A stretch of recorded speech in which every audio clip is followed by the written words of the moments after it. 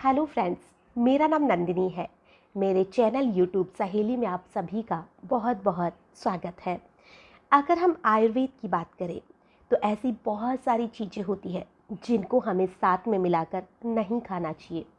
आज इस वीडियो में हम यही बात करने वाले हैं कि ऐसी कौन सी चीज़ें हैं जिन्हें हमें भिंडी के साथ नहीं खाना चाहिए। अगर आप इन्हें भिंडी के साथ खा लेंगे तो ये आपकी सेहत को बहुत नुकसान पहुंचा सकते हैं। आपके शरीर पर सफ़ेद दाग बन सकते हैं, एलर्जी हो सकती है, डाइजेशन में दिक्कत आ सकती है और भी ऐसी बहुत सारी परेशानियां हैं जो आपके सामने आ सकती हैं। अगर आप इनको भिंडी के साथ खाते हैं तो चलिए देखते हैं कि वो कौन सी चीज़ें हैं जिन्हें हमें भिंडी के साथ खाना अवॉइड करना चाहिए। अगर ध्यान से देखा जाए, हर एक कल्चर में, हर एक ट्रेडिशन में खाना बनाते वक्त कुछ खास कॉम्बिनेशन का ध्यान रखा जाता है। देखा जाता है कि कौन सी चीज़ के साथ कौन सी चीज़ खानी चाहिए, कौन सी चीज़ को अवॉइड करना चाहिए। लेकिन आजकल के हमारे इस मॉडर्न ज़माने में हम इन बातों को अक्सर नज़रअंदाज करने लगे हैं। आयुर्वेद, जो कि भारत की एक बहुत ही प्राचीन चिकित्सा पद्धति है, ये मानती है कि एक फूड आइटम के अंदर एक यूनिक नेचर होती है।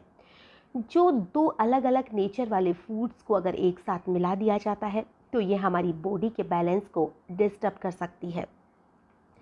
ऐसा ही भिंडी के साथ भी होता है, जिसमें कि साथ में मिलाकर खाने से ये आपको नुकसान पहुंचा देती है। अगर हम साइंटिफिकली और आयुर्वेदिक प्रिंसिपल्स की बात करें तो जो कॉम्बिनेशन होता है वो क्यों हार्मफुल होता है, ये आपकी बॉडी को नुकसान पहुंचाते हैं। जो भिंडी होती है उसके साथ दूध को कभी नहीं लेना चाहिए। जी हाँ, अब आप कहेंगे कि यार दूध तो बहुत ही ज़्यादा हेल्दी सा होता है, बड़ा अच्छा लगता है, फिर भिंडी के साथ इसको क्यों नहीं लेना चाहिए। तो चलिए इसका भी साइंटिफिक और आयुर्वेदिक दोनों तरह का उपाय देख लेते हैं कि ऐसा क्या है, इसका क्या कारण है। सबसे पहले साइंटिफिक अगर कारण की बात करें तो मिल्क को भिंडी के साथ क्यों नहीं लेना चाहिए। देखिए, मिल्क और भिंडी दोनों ही जो होते हैं उनके अंदर कैल्शियम होता है, लेकिन भिंडी के अंदर ऑक्सलेट्स भी होती है।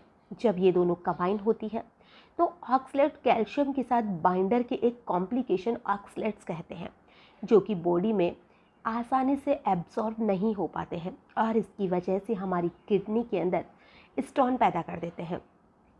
इनफैक्ट किडनी में जो स्टोन्स पैदा होते हैं उसमें सबसे कॉमन फॉर्म जो है वो कैल्शियम ऑक्सलेट्स का ही है। आयुर्वेद अगर नजरिए की बात करें तो मिल्क और भिंडी दोनों ही जो होते हैं उनकी कूलिंग प्रॉपर्टीज होती है, लेकिन भिंडी स्लाइम होती है, यानी इसमें एक चिपचिपा सा पदार्थ निकलता है जो कि हमारी बॉडी के अंदर कफ दोष को बढ़ाता है। आयुर्वेद में दूध को भिंडी के साथ लेने को विरुद्ध आहार कहा जाता है, जिससे कि हमारे शरीर को बहुत ही ज़्यादा नुकसान हो जाता है। वैसे इन चीज़ों को अगर आप एक साथ लेना अवॉइड करेंगे तो यह आपकी सेहत के लिए फ़ायदेमंद होगा। अब दूसरी ऐसी कौन सी चीज़ है जिसे कि हमें भिंडी के साथ नहीं लेना चाहिए, वो भी हम जान लेते हैं।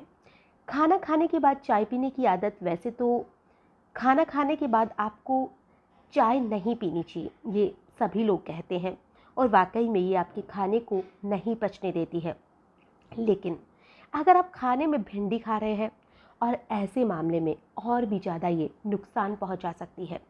जो टैनिन रिच फूड है, यानी इसके अंदर टैनिस होता है, और साइंटिफिकली जो अगर बात करें तो जो चाय होती है उसको अगर आप भिंडी के साथ लेते हैं, यानी कि सब्जी खाने के तुरंत बाद चाय पी लेते हैं या तुरंत पहले भी पी लेते हैं, तो जो भिंडी होती है इसमें मौजूद प्रोटीन्स और जो इसमें टैनिस होता है उसके दूसरे पोषक तत्वों को बाइंडर कर सकता है और इसमें भिंडी के अंदर मौजूद जो न्यूट्रिशंस होते हैं वो आपको ऑब्जर्व नहीं हो पाएंगे, आपको फुल न्यूट्रिशन नहीं मिल पाएंगे।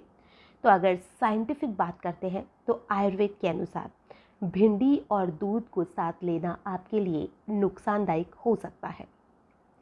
अब तीसरी ऐसी कौन सी चीज़ है जिसे कि हमें भिंडी के साथ नहीं लेना चाहिए। Red meat. ऐसे बहुत से लोग होते हैं जो कि रेड मीट जो होता है उसे भी भिंडी के साथ ले लेते हैं, जिससे कि आपके शरीर में ये बहुत ही ज़्यादा नुकसान पहुंचा देते हैं। जो रेड मीट होता है, जी हाँ दोस्तों, जो रेड मीट होता है, अगर आप नॉन वेजिटेरियन है तो मीट भी आपकी भिंडी के साथ नहीं खाना चाहिए।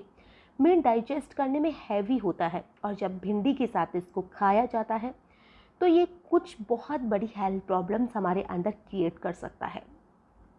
भिंडी को डाइजेस्ट होने में ज़्यादा टाइम लगता है क्योंकि इसमें हाई अमाउंट्स में प्रॉपर्टीज़ होती है, फैट्स होते हैं। दूसरी तरफ जो भिंडी होती है उसमें भी बहुत से ऐसी चीज़ें होती हैं जो हमारे डाइजेशन को स्लो कर देती है। जब ये दोनों फूड एक साथ कंज्यूम किए जाते हैं तो डाइजेस्ट होने में और भी ज़्यादा वक्त लगता है, जिसमें कई तरह की प्रॉब्लम क्रिएट हो जाती है।